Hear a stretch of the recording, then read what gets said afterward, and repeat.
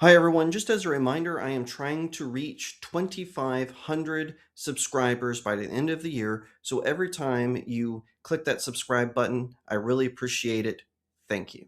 So it was a big weekend. I'm not talking about the fact that I had to get over a cold. I'm not talking about the Super Bowl where we saw the Seahawks crush the Patriots, nor was it even the All American halftime show, which I wrote about on my PickAx. Link is in the description if you're interested in that. What was even bigger was I got to re experience the flagship story arc, Ill Advised, which can be found in none other than the definitive Isom.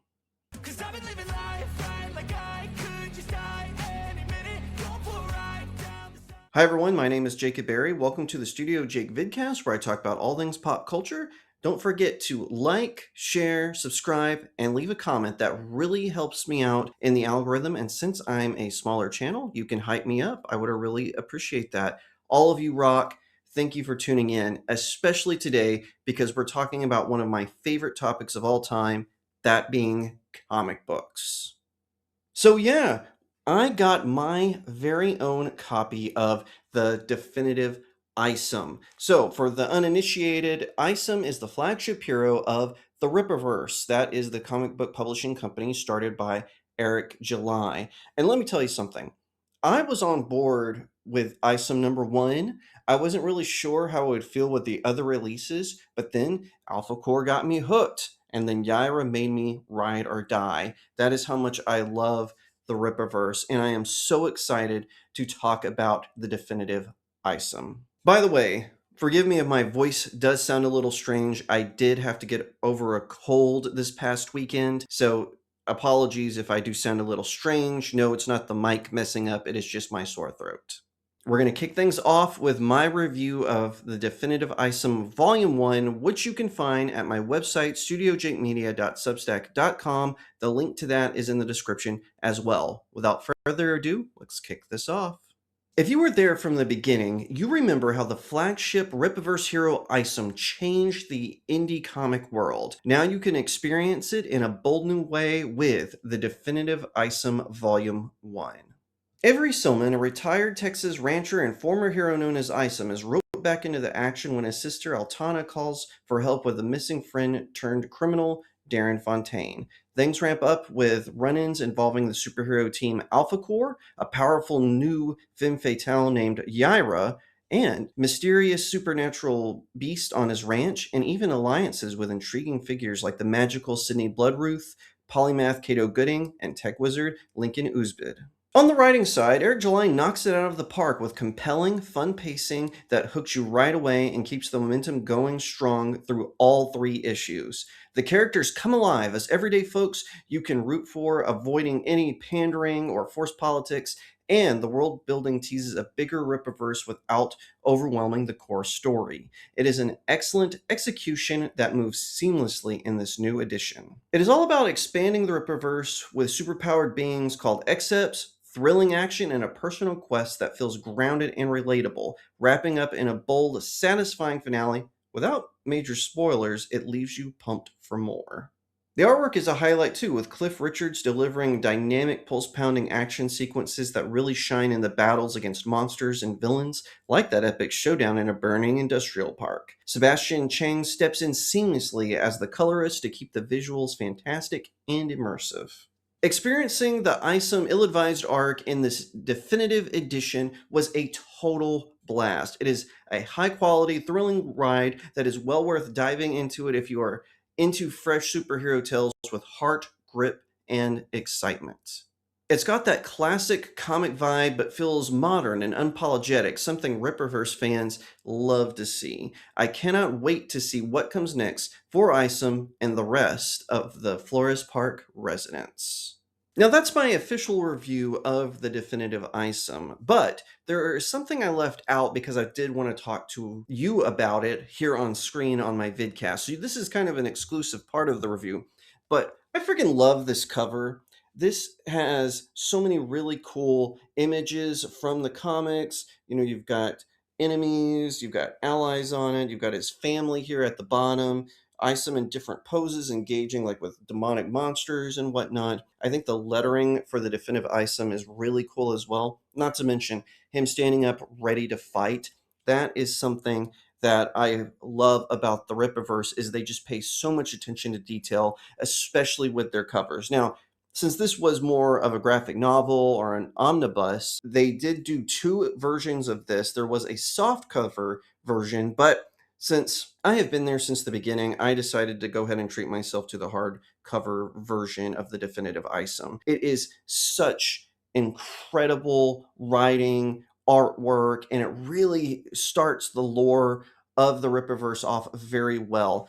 I enjoyed it so much. It was so good revisiting those early days of the Rippaverse. And, they had already made a lot of good strides with the Soska sisters being the lore masters and with their editors and their art editors as well. They made so many amazing strides early on. And I think that's the reason for its continued success. Now, we have not gotten an announcement about Isom Part 4 yet, but I do hope we hear about that because you can't let your flagship character just fly by. You've got to expand on him.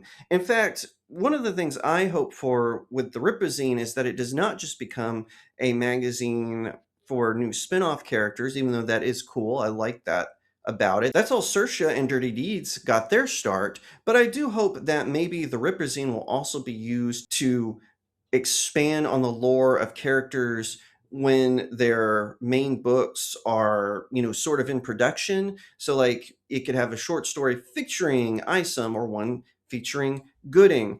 I do hope that that happens because I love the Rippaverse so much, and I am so excited because this definitive Isom is everything I could want. It's high quality, it's got incredible artwork, and it is a good journey, a good return journey, I should say, to the beginning days of the Rippaverse.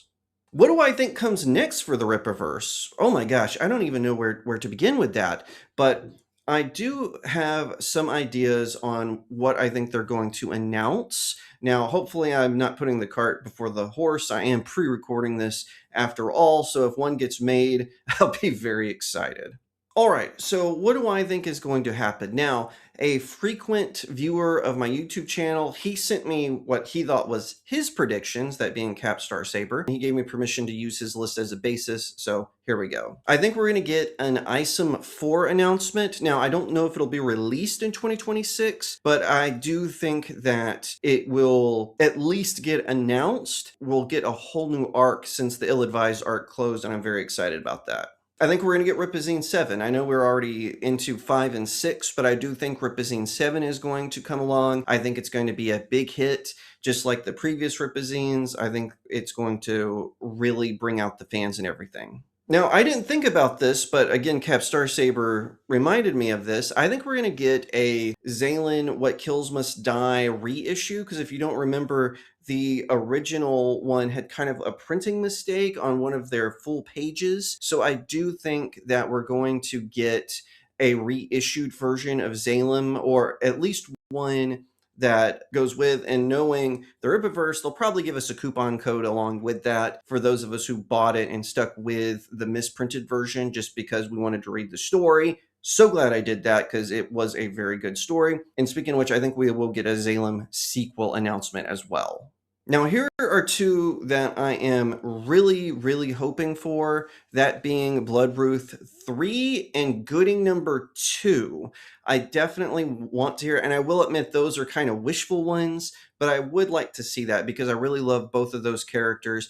Bloodruth in particular has really grown on me. The Soska sisters, they write Bloodruth as well as Jaira, and they do such a good job with that. Of course, they're excellent writers, no question about that, but I do hope we get to see a Bloodruth 3 announcement and a Gooding number 2. Now, some of the other ones that were sent to me, they were pretty much locked. I think we will get some, except for Alpha Core versus Dirty Deeds. That was one Capstar Saber sent me. Hey, I wouldn't be opposed to it. I really hope that the Rippaverse does expand into stuff like that.